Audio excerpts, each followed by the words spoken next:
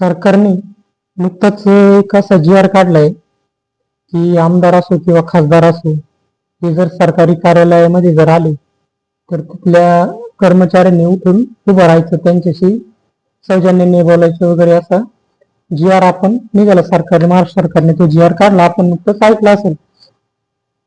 तर आता काही लोक म्हणतात की आमदार खासदार हा 5वी फेल असतो किंवा तो शिकलेला नसतो, मग ते कर्मचारी असो किंवा तहसीलदार असो किंवा कलेक्टर असो किंवा सरकारी दप्तरातील अनेक कर्मचारी असो, ते खूप म्हणजे शिकलेले असतात वगैरे, आणि त्यांनी आपल्यापेक्षा कमी शिकलेला किंवा आपल्यापेक्षा कमी वयाचा आमदार असेल किंवा खासदार असेल, तो ऑफिसमध्ये आल्यानंतर उभा राहायचं, म्हणजे हा आपला शिक्षणाचा अपमान आहे किंवा असं अनेक जण बोलतात.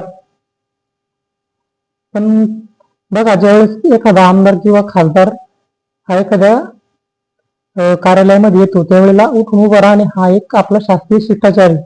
आणि आमदार खासदार जो असतो, आपण तो व्यक्ती म्हणून त्याला तो आदर देत नसतो. तर हे आपला देश आहे, देशामध्ये लोकशाही, आणि लोकशाहीमध्ये देशाचा जो मालक आहे ती जनता आहे, आणि जनतेने निवडून दिलेला असतो तो आमदार खासदार, म्हणजे तो जनतेचा प्रतिनिधी असतो.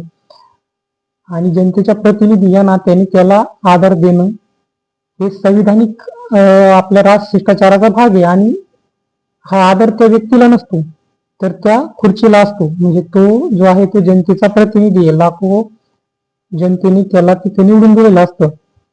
म्हणजे आपण एखादा आमदार खासदार आपल्या कर्मचाऱ्यांच्या समोरून जाणार, मग तो आदर आपण त्याला नसतो, म्हणजे व्यक्तिशः नसतो तो आदर, तो त्या खुर्चीचा, त्याच्या पदाचा तो आदर असतो. ते एक संविधानिक पद असतं, आणि त्या संविधानिक पदाला आदर देणं यात काही कमीपणा किंवा मला वाटत नाही की त्याच्या शिक्षणाचा वगैरे काही संबंध नाही. कुणी कलेक्टर असेल किंवा तहसीलदार असेल, हे खूप उच्च शिक्षित असतात, पण त्यांनी एक लक्षात घ्यायचं की ते किती शिकलेले असले तरी ते या देशाचे नोकर आहेत. आणि आमदार खासदार आहे तर ते अशिक्षित असू द्या, पण ते लाखो जनतेचे प्रतिनिधी आहे. जनता ही या देशाचे मालक आहे आणि ते या जनतेचे प्रतिनिधी आहे. त्याच्यामुळं सरकारी कर्मचाऱ्यांनी या आमदार खासदारांना आल्यानंतर उभं राहणं, त्यांना आदर देणं यात काही गैर आहे असं मला काही वाटत नाही. धन्यवाद.